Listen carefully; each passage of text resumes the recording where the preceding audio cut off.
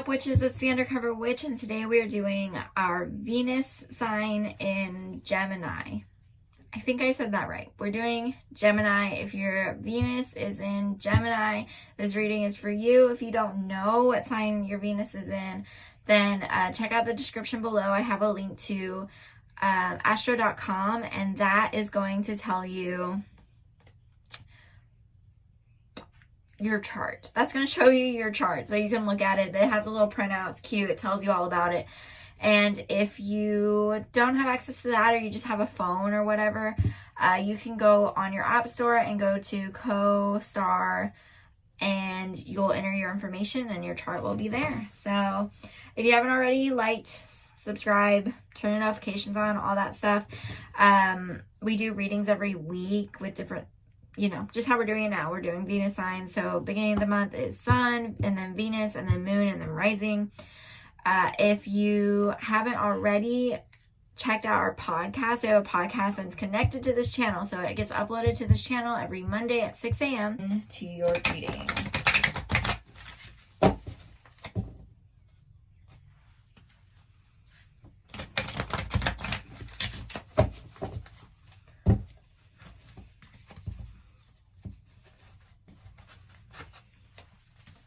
Your cards are very weird, Gemini. Okay. Queen of Wands. The King of Wands. What the? These are beyond shuffled. Like, I have never re-put them in order. Like, since I have gotten them, they've been unshuffled. Like, I have no freaking idea. Okay. Okay, Queen of Wands, King of Wands, the Prince of Wands. I'm getting a family dynamic here. Maybe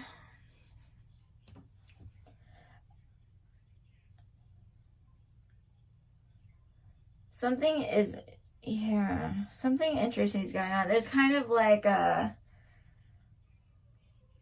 getting a family dynamic with a lot of heightened energy. So maybe everybody is very strong-willed. They have their own opinions. They have their own ideas on how that's supposed to work. And then coming into this week, we have the Three of Cups. So let's see what that's about. So Three of Cups and the Emperor right under this King of Wands.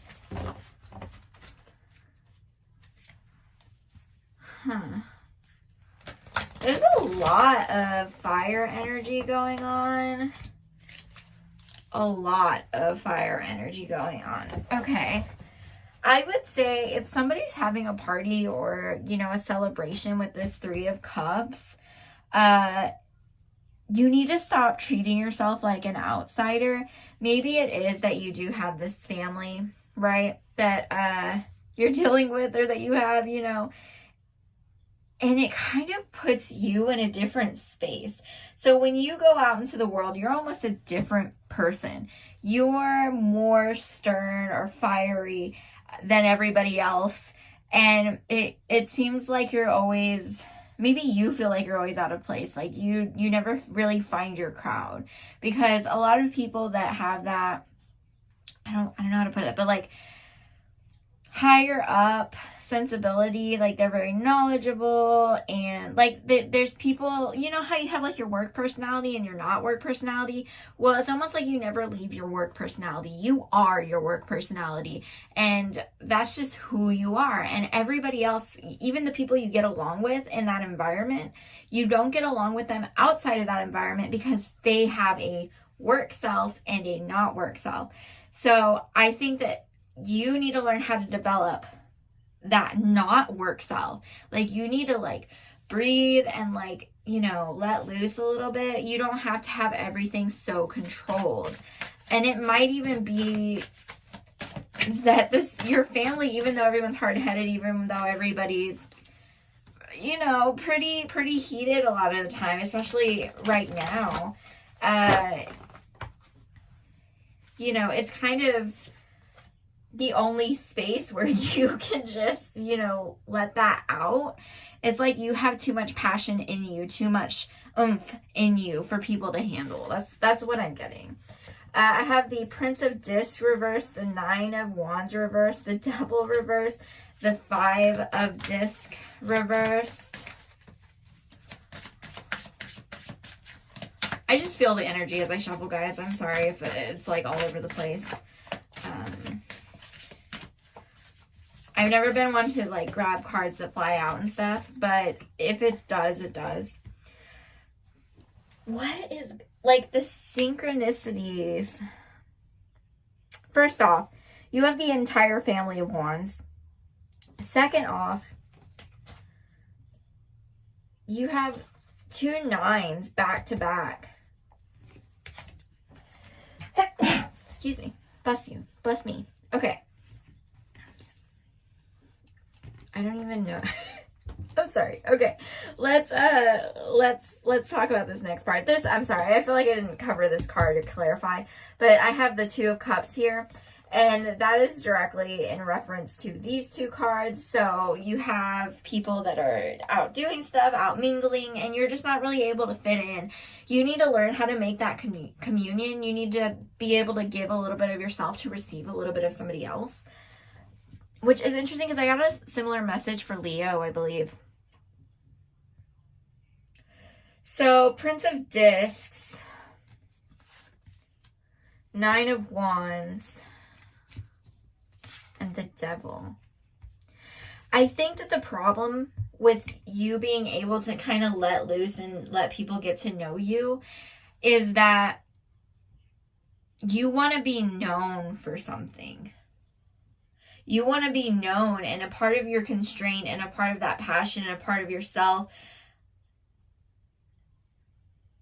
that wants this is the part of yourself that's actually more compassionate. That's actually, you know, what people are looking for. It's the part of you that has favorite bands, that has favorite foods, that likes to joke about, you know, random memes and stuff that you don't let anybody see. That's the part that wants all of this. But you're approaching it with this very earthy, like grounded demeanor instead of letting yourself free, letting yourself loose, letting yourself get high a bit. And not literally high, but you know what I mean. And then the Devil, again, that's all about constraint. That's all about holding yourself back. But that you're definitely using your, like, this authoritative stance to hold yourself back.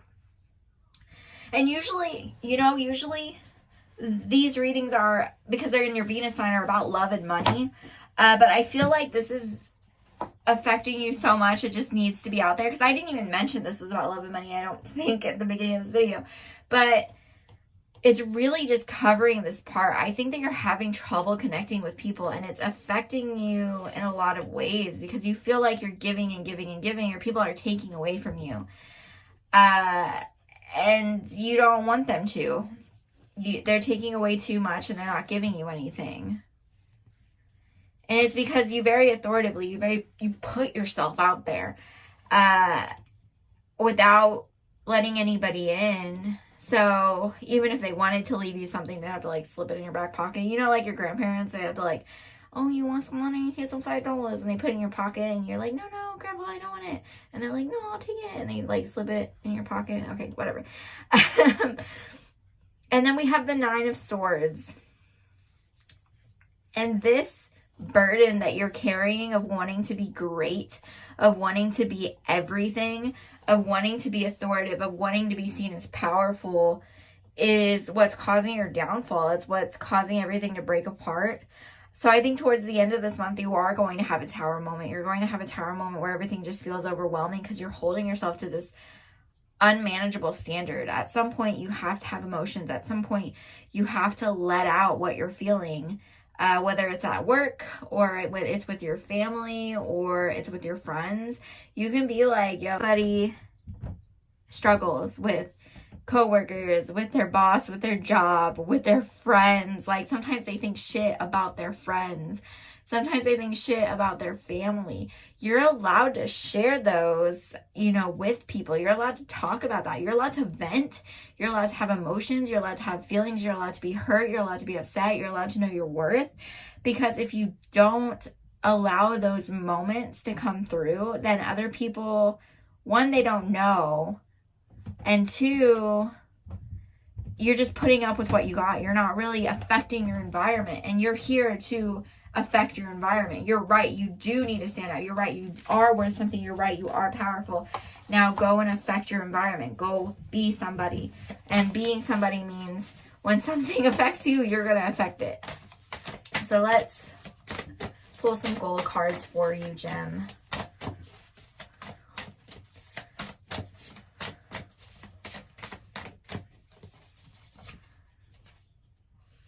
Whatever you can do or dream you can do, begin it. Boldness has genius, power, and magic in it. I just got this for Libra, but really, I mean, whatever you want, you can do it, but you need to figure out the right way to do it. Boldness. Fucking shit. Be bold. Envision yourself living a life that you love. When you're in your lane, there's no traffic.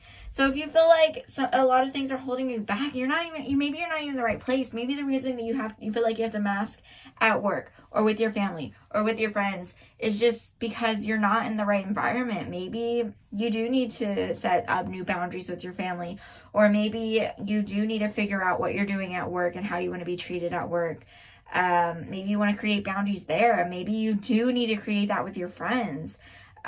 You have to know yourself. You have to know what you need, and you have to be comfortable with making those boundaries and rules so that, you know, you can be comfortable and you can be yourself and you don't have to hold on this persona all the time.